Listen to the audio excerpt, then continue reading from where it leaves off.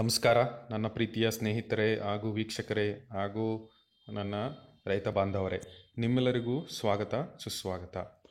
ಕೃಷಿ ಹೊಂಡ ನಿರ್ಮಾಣ ಮಾಡೋದಕ್ಕೆ ಅರ್ಜಿ ಸಹಾಯಧನ ನೀಡೋದಕ್ಕೋಸ್ಕರ ಅರ್ಜಿ ಆಹ್ವಾನ ಮಾಡಿದ್ದಾರೆ ಅನ್ನೋ ಒಂದು ಮಾಹಿತಿ ಬಗ್ಗೆ ತಿಳ್ಕೊಳ್ಳೋಣ ಸ್ನೇಹಿತರೆ ಇವತ್ತಿನ ವಿಡಿಯೋದಲ್ಲಿ. ನೀವೆಲ್ಲ ಚೆನ್ನಾಗಿದ್ದೀರಾ ಅಂತ ಬಯಸ್ತಾ ಇದ್ದೀನಿ. ಹಾಗೆಯೇ ಚೆನ್ನಾಗಿರಿ ಅಂತ ಒಂದು ಹೋಪಲ್ಲಿ ಇವತ್ತಿನ ಒಂದು ವಿಷಯನ ಡಿಸ್ಕಸ್ ಮಾಡೋಣ. ಓಕೆ, ಏನಪ್ಪ ಕೃಷಿ ಹೊಂಡ ನಿರ್ಮಾಣ ನಿಮಗೆಲ್ಲ ಗೊತ್ತೇ ಇದೆ.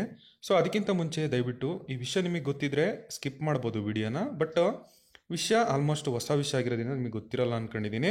ಅದಕ್ಕೇ ಹೊಸದಾಗಿ ಯಾರೆಲ್ಲ ನೋಡ್ತಿದ್ದೀರಾ ಚಾನಲ್ನ, ದಯವಿಟ್ಟು ಚಾನಲ್ನ ಸಬ್ಸ್ಕ್ರೈಬ್ ಮಾಡಿ, ಬೆಲ್ ಐಕನ್ ಪ್ರೆಸ್ ಮಾಡಿ, ಹಾಗೆ ಕಮೆಂಟ್ ಮಾಡಿ, ಲೈಕ್ ಮಾಡಿ, ನಮಗೂ ಸಹ ಪ್ರೋತ್ಸಾಹ ಮಾಡಿ ಅಂತ ಕೇಳ್ತಾ ಇದ್ದೀನಿ ಸ್ನೇಹಿತರೆ.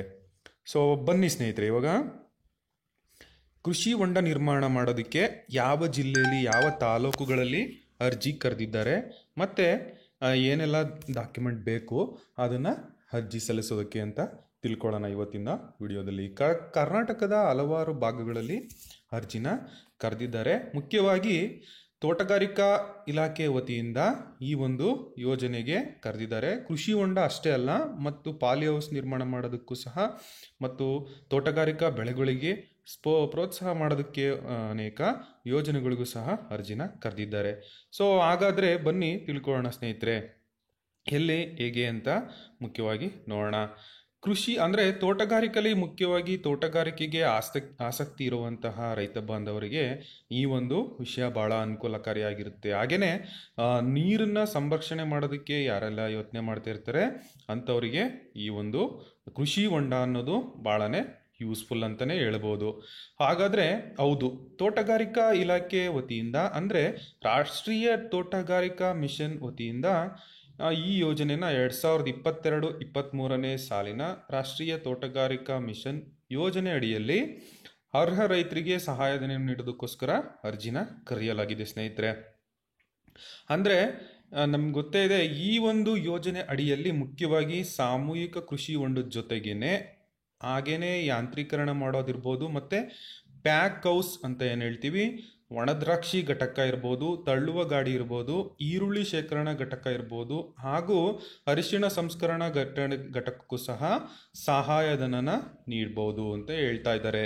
ಮುಖ್ಯವಾಗಿ ಈ ಒಂದು ಯೋಜನೆನ ಜುಲೈ ಲಾಸ್ಟ್ ಒಳಗೆ ನೀವು ಅರ್ಜಿನ ಸಲ್ಲಿಸಬೇಕಾಗುತ್ತೆ.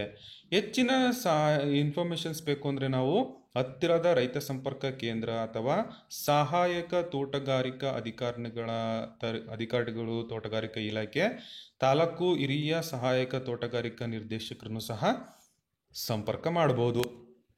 ಮುಖ್ಯವಾಗಿ ಬನ್ನಿ, ಕೃಷಿ ಹೊಂಡ ನಿರ್ಮಾಣ ಮಾಡೋದಕ್ಕೆ ಬೇಕಾಗುವಂತಹ ದಾಖಲಾತಿಗಳು ಏನಪ್ಪಾ ಅಂದರೆ ರೈತರು ಸ್ವಂತ ಜಮೀನು ಹೊಂದಿರಬೇಕು, ಆಧಾರ್ ಕಾರ್ಡ್ ಇರಬೇಕು, ಪಡಿತರ ಚೀಟಿ ಅಂದರೆ ರೇಷನ್ ಕಾರ್ಡ್ ಇರಬೇಕು, ಹಾಗೇನೆ ಇತ್ತೀಚಿನ ಭಾವಚಿತ್ರ, ಪರಿಶಿಷ್ಟ ಜಾತಿ ಮತ್ತು ಪರಿಶಿಷ್ಟ ಪಂಗಡದವಾಗಿದ್ದರೆ ಜಾತಿ ಪ್ರಮಾಣ ಪತ್ರ ಬೇಕಾಗುತ್ತೆ, ಬ್ಯಾಂಕ್ ಪಾಸ್ಬುಕ್ದು ಜೆರಾಕ್ಸ್ ಬೇಕಾಗುತ್ತೆ, ಮತ್ತು ಜಮೀನಿನ ಪಾಣಿ ಅದು ಜೆರಾಕ್ಸ್ ಬೇಕು, ಮತ್ತು ಇನ್ನಿತರ ಅಗತ್ಯ ದಾಖಲೆಗಳೊಂದಿಗೆ ಈಗ ನಮ್ಮ ರೈತರು ಮುಖ್ಯವಾಗಿ ಯಾವ ಜಿಲ್ಲೆ ಅಂತ ಹೇಳ್ತಾ ಹೋದರೆ ಕಲಬುರಗಿ ಜಿಲ್ಲೆಯಲ್ಲಿ ಆಸಕ್ತ ರೈತರು ತೋಟಗಾರಿಕಾ ಇಲಾಖೆಯಲ್ಲಿ ಅರ್ಜಿ ಸಲ್ಲಿಸಬೇಕಾಗುತ್ತೆ ಅಂತ ಜಿಲ್ಲಾ ಪಂಚಾಯತ್ ತೋಟಗಾರಿಕಾ ಉಪನಿರ್ದೇಶಕರ ಪ್ರಕಟಣೆಯಲ್ಲಿ ತಿಳಿಸಿದ್ದಾರೆ ಸ್ನೇಹಿತರೆ.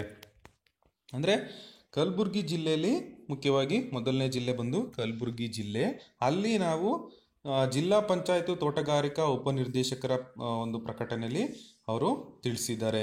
ಈಗ ತದನಂತರ ಕಲಬುರಗಿ ಆದ ನಂತರ ತೋಟಗಾರಿಕಾ ಜಿಲ್ಲೆ ಅಂದರೆ ಗದಗ ಜಿಲ್ಲೆಯಲ್ಲೂ ಸಹ ರೈತರಿಂದ ಅರ್ಜಿ ಆಹ್ವಾನ ಮಾಡಿದ್ದಾರೆ. ತೋಟಗಾರಿಕಾ ಇಲಾಖೆ ವತಿಯಿಂದ 2022-23ನೇ ಸಾಲಿಗೆ ಗದಗ ಜಿಲ್ಲೆಯ ಶಿರಹಟ್ಟಿ ತೋಟಗಾರಿಕಾ ಇಲಾಖೆ ವ್ಯಾಪ್ತಿಯಲ್ಲಿ ಬರುವಂತಹ ಶಿರಹಟ್ಟಿ ಮತ್ತು ಲಕ್ಷ್ಮೇಶ್ವರ ತಾಲೂಕುಗಳಲ್ಲೂ ಸಹ ತೋಟಗಾರಿಕಾ ಬೆಳೆ ಹೊಂದಿರುವಂತಹ ರೈತರಿಗೆ ಅರ್ಜಿನ ಕರೆಯಲಾಗಿದೆ. ಅಂದರೆ ಈಗ ಕಲಬುರಗಿ ಆಯಿತು, ಗದಗ ಆಯಿತು, ಮತ್ತು ನೆಕ್ಸ್ಟು ಇನ್ನೂ ಒಂದು ಜಿಲ್ಲೆ ಇದೆ. ಅದ್ಯಾವ ಜಿಲ್ಲೆನಪ್ಪ ಅಂದರೆ ಮುಖ್ಯವಾಗಿ ಗದಗ, ತುಮಕೂರು, ಕಲಬುರಗಿ ಜಿಲ್ಲೆಯ ತೋಟಗಾರಿಕೆ ಇಲಾಖೆಯಲ್ಲಿ ಅರ್ಜಿ ಕರೆಯಲಾಗಿದೆ. ಇತರ ಜಿಲ್ಲೆಗಳ ತೋಟಗಾರಿಕೆಯಲ್ಲೂ ಸಹ ಅರ್ಜಿನ ಕರೆದಿದ್ದಾರೆ ಅನಿಸುತ್ತೆ, ಬಟ್ ಅದು ನನಗೆ ಈ ವಿಡಿಯೋದಲ್ಲಿ ಮಾಹಿತಿ ಇಲ್ಲ. ಆದರೆ ನಾನು ಏನು ಹೇಳ್ತೀನಿ ಅಂದರೆ ಆಯಾ ಜಿಲ್ಲೆಯ ರೈತರು ಆಯಾ ತಾಲೂಕಿನ ತೋಟಗಾರಿಕಾ ಇಲಾಖೆಯಲ್ಲಿ ವಿಚಾರ ಮಾಡಬೇಕು ಅಂತ ನಾನು ಕೇಳ್ತಾ ಇದ್ದೀನಿ.